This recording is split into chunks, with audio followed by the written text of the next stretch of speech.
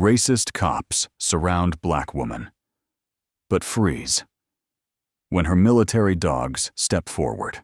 At 5:37 a.m., 6 unmarked black SUVs screeched intermittently like predators, gliding down the red dirt road that led to George Barnes's farm, an 11.3-acre plot deep within the agricultural zone of eastern Lockridge County, Missouri. No sirens, no warnings, no introductions, only suffocating silence, gravel crushed beneath tires, and 24 boots hitting the ground, carrying guns, gloves, and a dangerous kind of confidence, the kind that only exists in those who believe they're above the law. Subscribe and let me know in the comments where you're watching from. Leading the charge was Captain Gerald Collians, a man over 6 feet tall, square-jawed, with a voice graveled by years in the force and an aura shaped by the comfort of never being questioned. With 23 years of service in the county police, he was known as an investigative blunt force, not flexible, but anything he hit broke. 3 complaints for excessive force, twice ordered to take leave to ease internal tension, never prosecuted. At that moment, George Barnes was feeding his chickens, one hand gripping a metal bucket, the other scattering handfuls of grain across the gravel floor. He wore a faded plaid shirt and a tilted leather hat, his posture steady and calm, like the land he stood on. He heard the vehicles before they came to a stop. The instincts from his time serving in Iraq made him tilt his head slightly, furrowing his brow. He wasn't surprised, only thought it was too early for something this familiar. "Who are you? Step back now," a male voice barked. It was Hubert, the second in command. His hand was already on the grip of his weapon before George even turned around. George remained still. 1 second. 2. The wind rustled through the corn stalks that reached his chest. He slowly lowered the bucket to the ground, unhurried, unprovocative, as if he understood that a wrong move could earn him a bullet. "I'm the owner of this land. My name is George Barnes," he said, his voice steady, like breathing. "And who are you?" Colin stepped forward, showing no badge, no papers. "We received reports of suspicious activity here. Some folks think you're storing illegal weapons," he said, as if suspicion alone were a verdict. George raised an eyebrow. "Do you have a warrant?" "Is it necessary?" Collins replied. A question, but one that slapped the face of justice like a slab of ice. He turned, signaling to Elias, a young officer, to begin inspecting the coops. Kieran and Finn moved to search the eastern shed. George watched every move in silence, fists clenched, not out of fear, but anger. Because he had seen that look before, in Fallujah, in Kandahar, where men with guns didn't care about right or wrong, only the momentary power their triggers gave them. And now, on American soil, his land, history repeated itself. On the rooftop of the chicken coop, morning sunlight had just begun to shine, but on the ground, justice had been kicked, face first, into the dust. No sirens, no warrant, no reason needed, just the fact that he was black. And they thought he wouldn't do anything about it. But George Barnes wasn't the kind of man to stay silent when violated. George Barnes was not just an ordinary farmer with solid arms and eyes brown and deep like soil after rain. He was once a first lieutenant in the United States Marine Corps, the commanding officer of Echo Squad, a unit deployed to Fallujah in the spring of 2006. During 18 brutal months in one of the most notorious combat zones, George didn't just lead. He protected more than 40 soldiers under his command, bringing them home alive, a rare feat considering that frontline squad casualty rates in that region then exceeded 28%. George returned home with 3 decorations: a Purple Heart for combat injuries, a Bronze Star for acts of valor, and a personal commendation from the Secretary of Defense for organizing the successful rescue of 17 civilians trapped in a mistargeted bombing zone. But the glory came with a far quieter price: a wound that left no visible blood. Post-traumatic stress disorder, PTSD. No medication could erase the dreams in which the cries of children merged with the sound of bullets ripping through walls. He came back to the U.S. in 2011 after 12 years of service. For the first 3 months at home, George didn't sleep through a single night. He once crawled under the bed during 4th of July fireworks. Afterward, he sold his house in suburban Baton Rouge and moved to the rural east side of Lockridge, Missouri. No neighbors close by, no sirens, just cornfields, barns, and 2 dogs he'd trained since they were pups. Silas and William, Belgian Malinois specially trained to assist combat veterans. George lived simply, waking at 4:30 a.m., manually checking the irrigation system, recording soil temperatures in an old notebook, mixing grain and corn for the chickens at 6 o'clock, and feeding the dogs at 6:30. No social media, no newspapers, just an old radio, and occasionally a few books on philosophy and military strategy he still revisited as a way to steady his mind. He wasn't running from the past. He just knew he didn't belong in a place where people looked at skin color before they listened to words.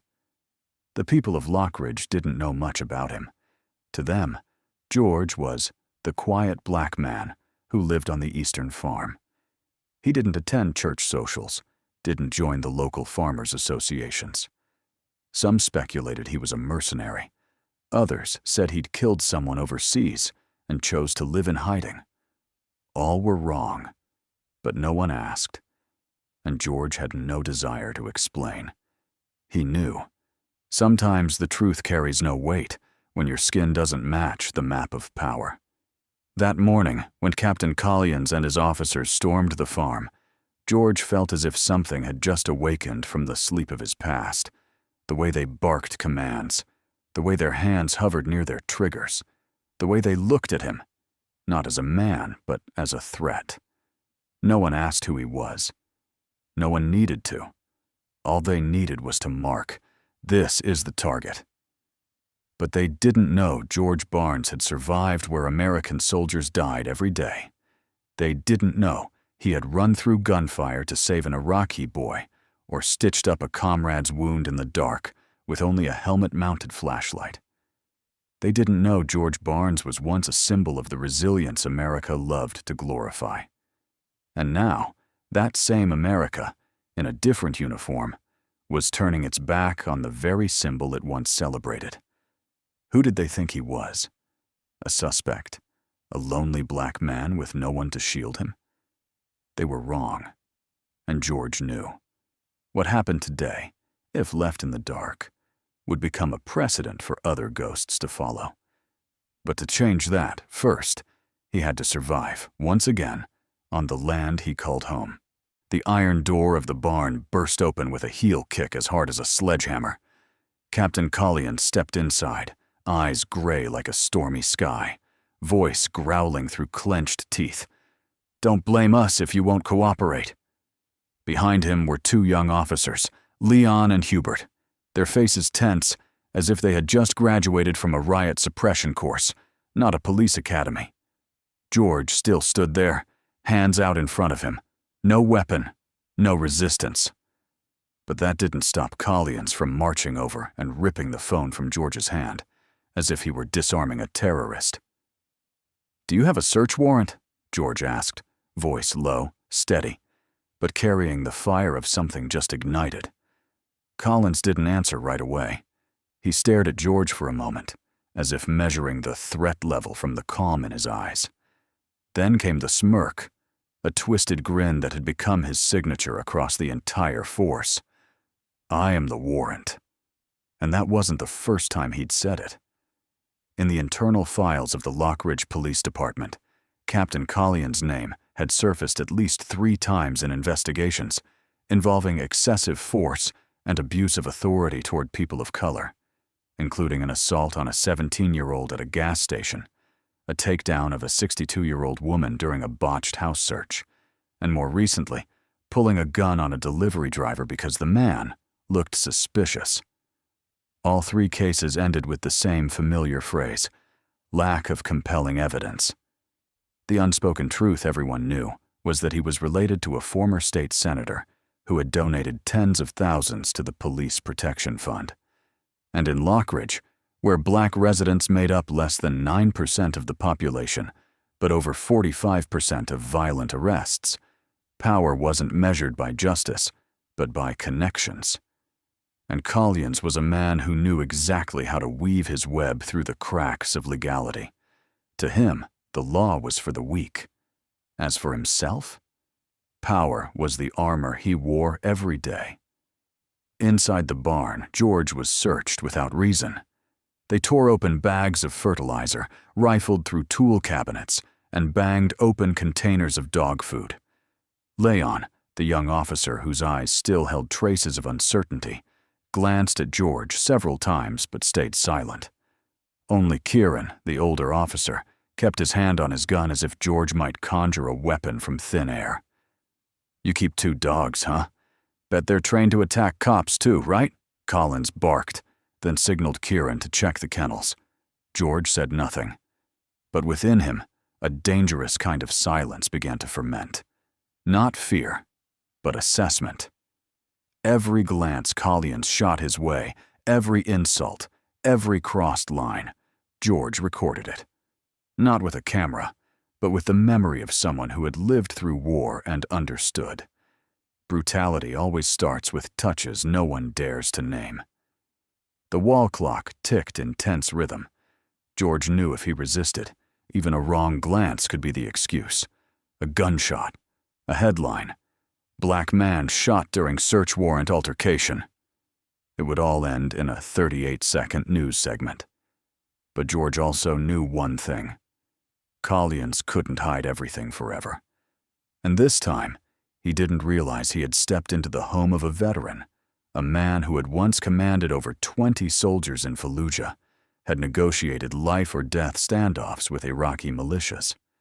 And more than anything, a man ready to rewrite the story, with evidence, with law, and if necessary, with his blood.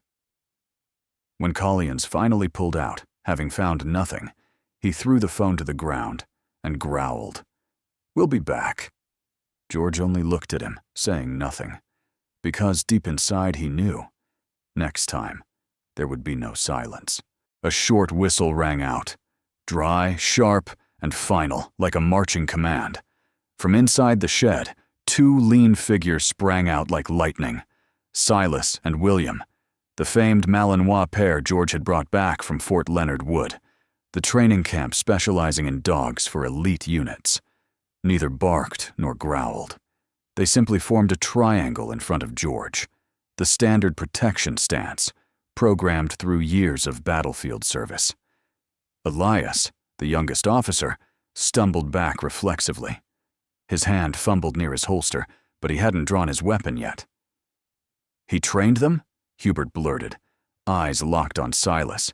The 35-kilogram male, ears sharp, gaze piercing like it could cut through armor. No one in the SWAT team present that day knew that Silas had once stormed a terrorist compound in Helmand and saved 4 American soldiers from a mine trap. And William? He had been awarded the K9 Medal of Valor after an ambush in Kandahar, where he had stood between a sniper and George, taking a bullet to the right shoulder. The scar was still there. George didn't speak. He simply placed his hand lightly on William's neck, eyes fixed on Captain Collins. But in that gaze, there was no challenge, no fear, just a profound stillness, making anyone in front of it feel as though they were standing on the edge of a storm. It wasn't the look of a man being violated. It was the look of a warrior measuring the limits of the one before him. Collins squinted. He hated that silence more than any screaming. Hated the way George didn't need to raise his voice to freeze his entire team. Hated the steel-like energy radiating from this black man, the man he had assumed was just a solitary farmer. "Call them off!" Collins barked, his voice laced with impatience, but no one moved. Silas shifted one paw. William tilted his head, ears still perked. They didn't bite. They didn't leap. They knew the rules. Act only when their master was truly threatened. But the way they stood, spines straight, muscles taut, eyes unblinking, was a warning louder than 100 gunshots.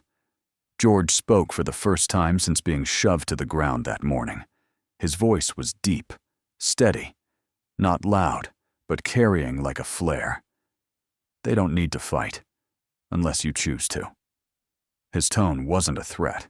It was the certainty of someone who understood the boundary between defense and retaliation. And suddenly, not a single officer dared take another step forward. Hubert, usually the cold, reckless type, now stood frozen, eyes glued to Silas. Kieran, his hand still resting on his gun, hesitated. Elias glanced around, hoping someone would give the signal to fall back. But only Collins, standing at the center, began to realize the situation was no longer in his control. He couldn't dominate it with aggression. He was now being controlled by the very man he thought would be easy to break, like a brittle cornstalk. Silas slightly leaned, licking his lips. William stayed still, eyes tracking every twitch of Hubert's fingers. The air thickened. Outside, wind rustled through the fields, carrying the scent of dry hay, gunmetal, and something else. A sense of justice holding its breath, waiting for the next move. No one expected that 2 dogs would be the final line preventing the standoff from spiraling into tragedy. But George knew well. Sometimes, the quiet resilience and wordless loyalty were the most powerful forces in a world obsessed with shouting and domination. Collins clenched his jaw, then signaled, "Pull back." The retreat order came out choked and reluctant. But what he didn't know was, security cameras had captured everything, and Silas, William, and George would soon appear in a much larger picture, one where truth could not be torn apart by twisted authority. Leon was not like the rest of the SWAT team that day. At 26, he was the youngest recruit in the Lockridge Police Department, only 2 years out of the Missouri State Security Academy. But the greater difference lay within.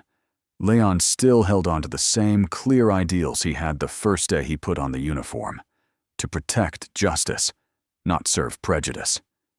He hadn't forgotten the 2021 oath ceremony, where his mother, a bon d'auteur, black nurse once denied care during pregnancy, embraced him and whispered, "Please don't become like them."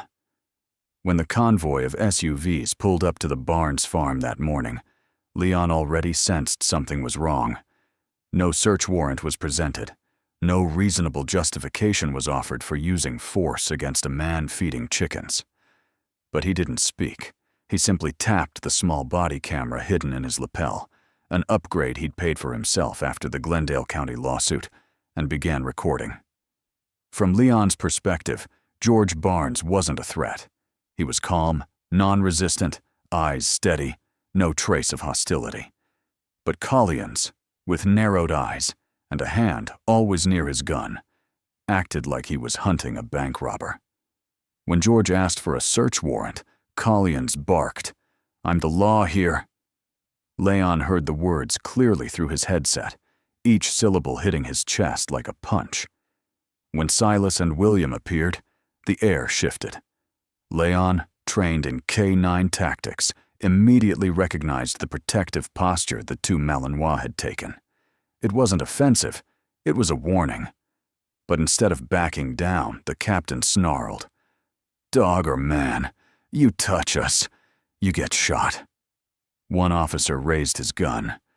Leon tilted his head slightly, pressing the record button on the backup phone hidden inside his vest. A short exchange, sharp as a blade, echoed through the feed. "I'm the law. You think I can't make you disappear like the weeds in your yard? If you won't shoot, then I will." Leon swallowed hard. This wasn't law enforcement anymore. It was raw abuse of power.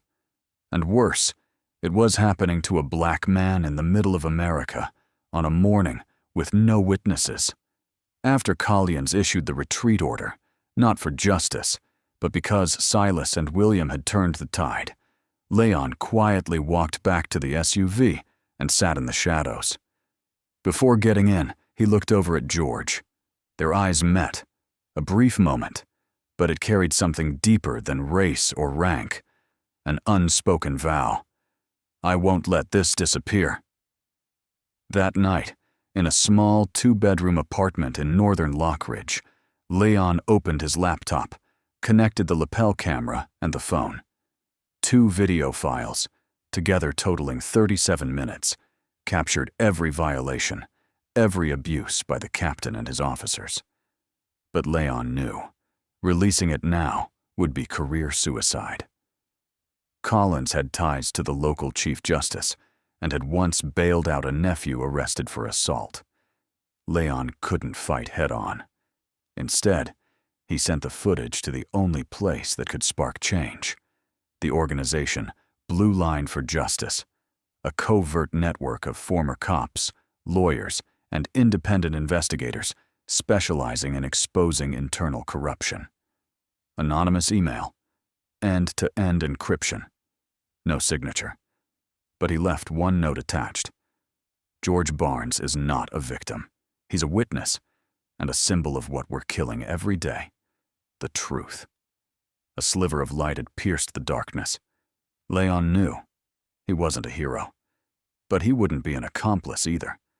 And the day the system began to crack had been marked by that video, recorded at precisely 5:52 a.m. On Tuesday morning, just as the sun rose above the southern cornfields of Lockridge, local news channel WLK5 abruptly cut its morning program to broadcast a video exactly 2 minutes and 17 seconds long. The clip had no narration, no effects, just raw handheld footage: a black man being pinned to the ground by 3 officers, while a 4th, smaller in build, stood still, simply watching. The man pinned down was George Barnes, and the 4th, his badge faintly visible in the sunlight, was Leon. In less than 30 minutes, the video was shared over 90,000 times on Twitter. WLK5's website crashed. In the comments section, questions poured in. What was the charge? Was there a warrant? Why the handcuffs? One user wrote, "We send black men abroad as heroes, then come home and treat them like petty criminals." At the same time, an anonymous envelope arrived at the editor's desk at the Lockridge Tribune. No fingerprints, no return address. Inside were 3 longer videos, each between 6 to 12 minutes, capturing the actions of Captain Collians, Officers Hubert, and Kieran during the raid. One clip showed Collians saying, "If you won't shoot, then I will." Another captured Hubert kicking a water bucket so hard that George nearly fell, then laughing loudly. And the final showed George placing a hand on the neck of his dog, William, eyes locked onto the officers aiming guns.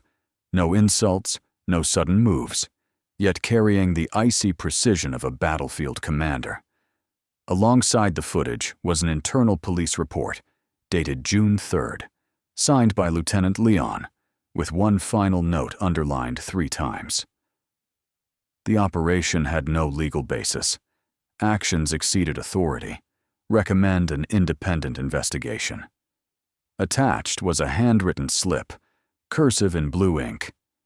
Look again at how black men are treated, even when they were once heroes. Within 12 hours of the Tribune publishing its first article titled, "Pinned Hero, George Barnes and the Truth Beneath the Mud of Prejudice," calls to the newsroom surged to 6 times the monthly average. A history professor from Georgia Southern University commented live on the radio, "What breaks my heart most is that without the camera, without Leon, George would have just been a faint line in the news and forever defined by handcuffs, not medals." On social media, the hashtag #Justice for George began to spread. Less than 24 hours later, a spontaneous march appeared outside the Lockridge Police Department. Over 300 people, mostly veterans, high school students, and mothers carrying pictures of their children lost to police violence. One middle-aged woman, frail in a worn-out shirt printed with a marine image, spoke into the camera. "I don't know George, but if a former officer like him gets treated this way, what hope does my son have? He's 16, rides his bike to school every day." Hubert and Kieran were temporarily suspended, but Collians remained silent. No press appearances, no public responses.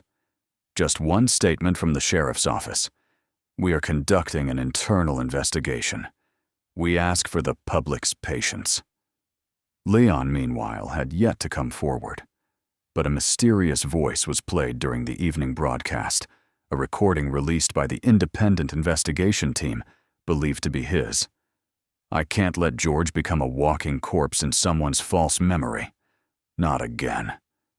And with that sentence, for the first time since being handcuffed outside his chicken coop, George Barnes had a public ally.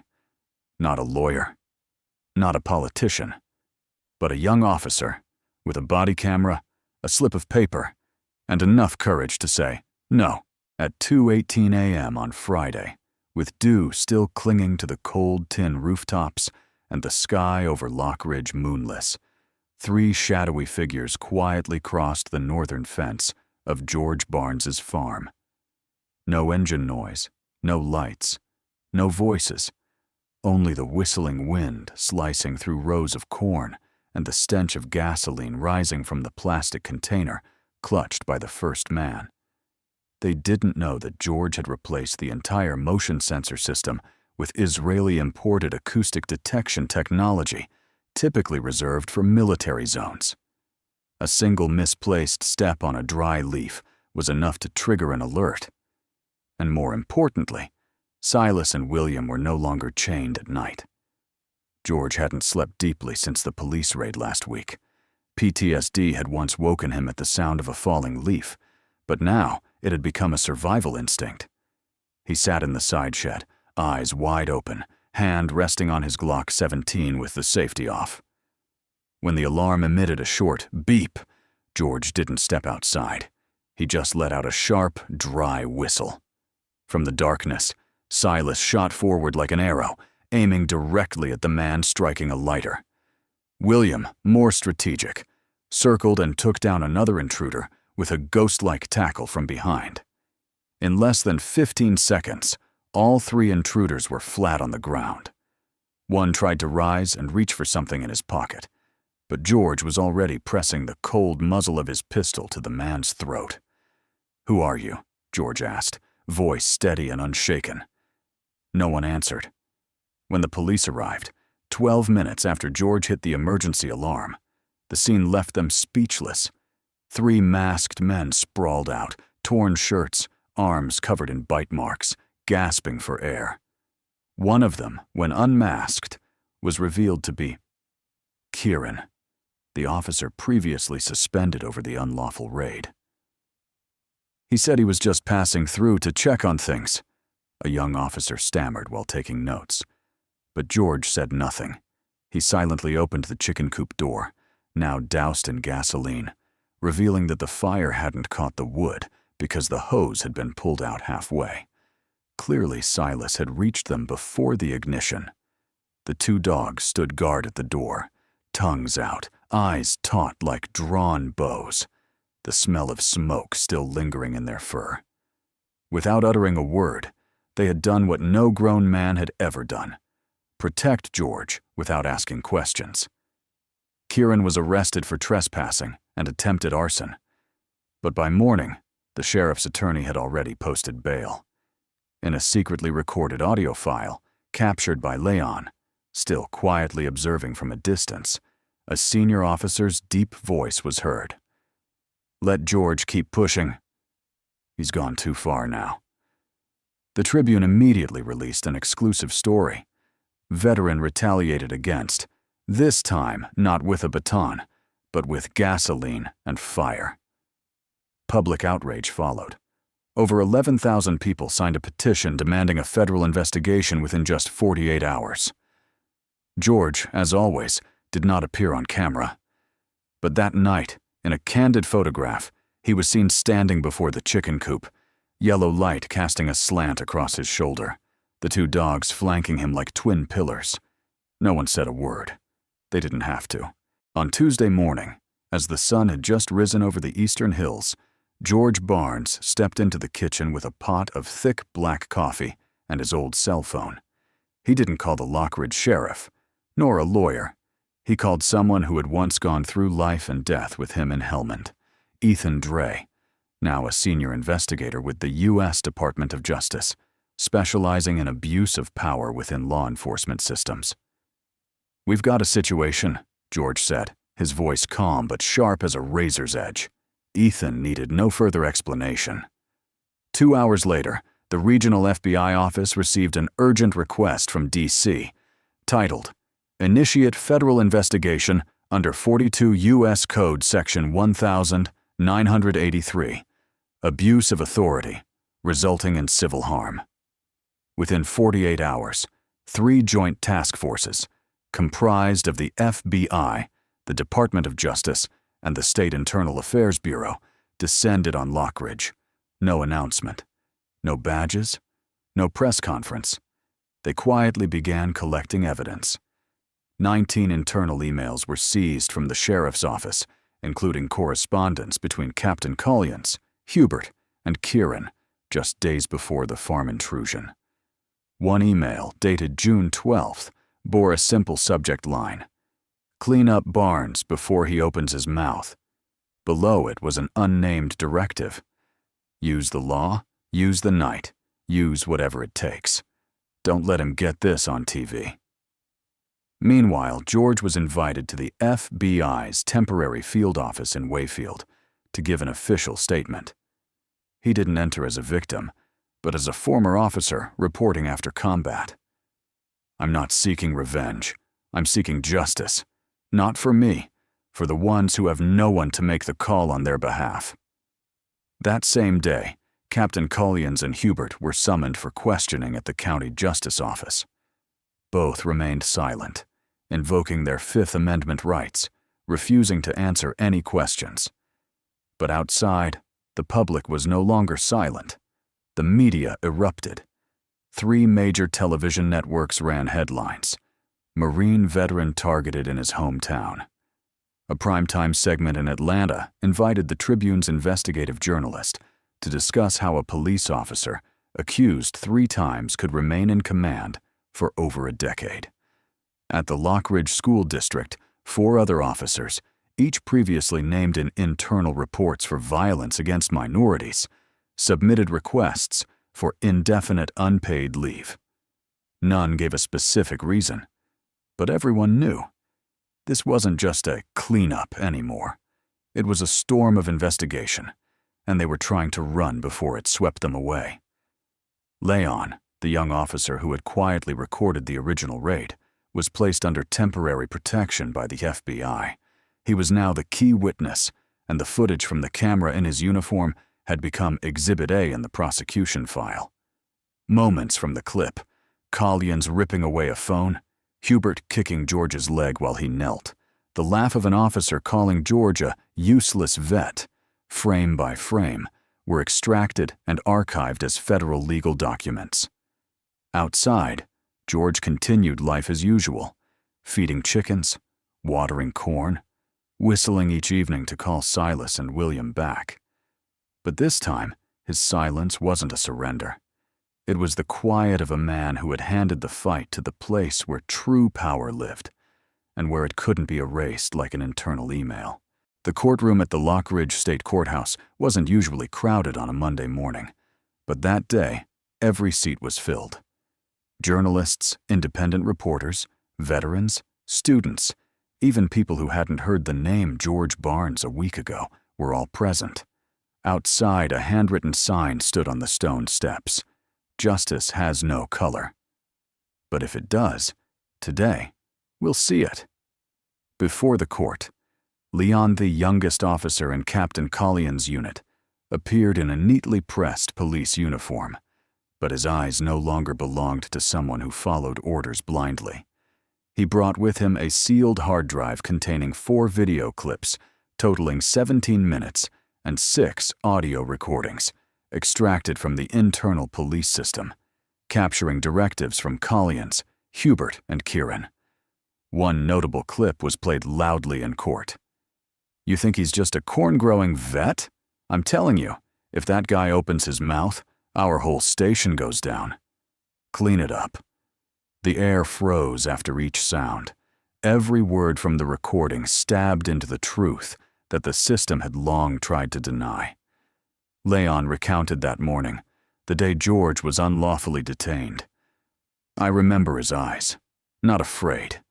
Just the eyes of someone who had endured too much and knew it was happening again," Leon said, his voice cracking. He admitted, "I'm a cop." But that day, I didn't represent justice. I was just a witness to it being disgraced. When it was George Barnes's turn to stand, the courtroom fell as silent as a graveyard. No flowery lawyer, no prepared notes. George wore his old Marine Corps uniform, the one that had carried him through Fallujah and Kandahar. His left knee paused slightly as he stepped up, but his back remained straight, as though it had never borne a wound. "In war, I saved 6 Iraqi children from a bombardment zone. I didn't ask for thanks, but that day I was thrown to the ground in my own country because of the color of my skin. I'm not asking for special treatment. I just want the law to protect me the way I once protected it."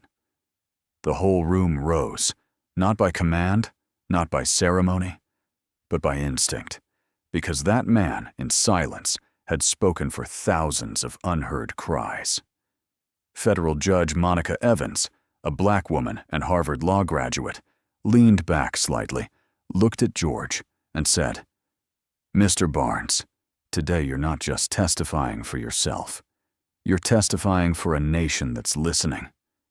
Formal indictments were filed against Collins, Hubert, and Kieran on 7 counts: abuse of authority, unlawful detention, invasion of privacy, obstruction of justice, witness intimidation conspiracy, falsifying internal reports, and destruction of evidence. Each charge carried a potential sentence of 3 to 12 years in federal prison. Soon after, a national veterans organization submitted a petition with over 120,000 signatures calling for a broader investigation into the state police system. George Barnes's name became a central topic across military forums. The warrior beyond the battlefield, and the new war. And the most extraordinary thing was the 10-year-old boy sitting at the back of the room, wearing glasses, brown-skinned, with gently curled hair, who hurriedly wrote in his notebook, "When I grow up, I'll be a cop, but not like them." Like Officer Leon, 3 months after the hearing that shook the entire state, the Barnes farm was no longer just a place for growing corn and raising dogs. The old wooden gate had been replaced with a new metal sign engraved with the words, "Justice Forward." It wasn't the name of a media campaign. It was the name of a non-profit organization founded by George Barnes to support black veterans facing discrimination during and after their service. Within just the first 8 weeks, Justice Forward received more than 460 case files from 17 states, over 60% of them from individuals who had faced prejudice in the very institutions they once served. George wasn't working alone. By his side was Leon, who had resigned from the police force to become the organization's executive director, along with a team of volunteers, including former attorneys, journalists, and veterans. On the organization's official website, a short statement read, "We do not seek revenge. We seek to make things right. Justice cannot be late, and it cannot be silent." News of George spread further than he had ever imagined. Netflix extended an offer to produce a documentary, not to exploit his pain, but to honor his resilience. The first episode, titled "The Man with 2 Dogs and a Backbone of Steel," premiered 2 months into production and ranked among the top 10 most-watched programs in the U.S. during its debut week, garnering over 7.2 million views. The episode's final scene captured George sitting in front of the chicken coop, holding Silas and William, saying nothing. Just looking directly into the camera. That moment was later clipped and posted separately on CNN, then widely shared across TikTok, YouTube, and Instagram, accumulating more than 9 million views in just 48 hours. The media gave George many names: the soldier who never took leave, the hero in the cornfields, the man who forced America to face itself. But what touched George most was a handwritten letter from an 8th-grade boy in Nebraska. "I used to want to be a cop, but after watching you, I think I just want to be someone like you. No uniform needed. Just courage." George kept that letter in a wooden frame by the fireplace, right below a portrait of his 3 fallen comrades from Fallujah, and next to a photo of Silas and William flanking him during the nonprofit's first press conference. Each morning, George still rose at 5:15. He still carried buckets to feed the chickens. He still cleaned out the sheep stalls. But something had changed, not in the way he moved, but in how others looked at him. From avoidance to reverence, from bias to understanding. When spring arrived, Justice Forward received its first major grant, $750,000 from a former senator, to open its first regional office in Georgia. But George didn't throw a party. Instead, he planted a row of oak trees along the farm's roadside, naming each one after those who had stood beside him: Leon, Silas, William, Monica, the judge, and the Nebraska student. One afternoon, as the setting sun cast a golden hue over the young cornfields, George stood before the row of trees, holding a small notebook where he had recorded the early days of his new fight. He didn't say a word. But in his heart, he knew. The wave he had stirred wouldn't stop at the soil of Lockridge. It would reach police stations, courthouses, schools, the very places where justice had once been twisted. And it began not with a weapon, but with the courage of a man, once silent, once knocked down, now standing tall, never turning back again. Because George Barnes didn't just win a battle, he changed the ground he stood on. And that is where a new America begins. Something had finally begun to change. Join us to share meaningful stories by hitting like and subscribing. Don't forget to turn on the notification bell to start your day with deep lessons and genuine empathy.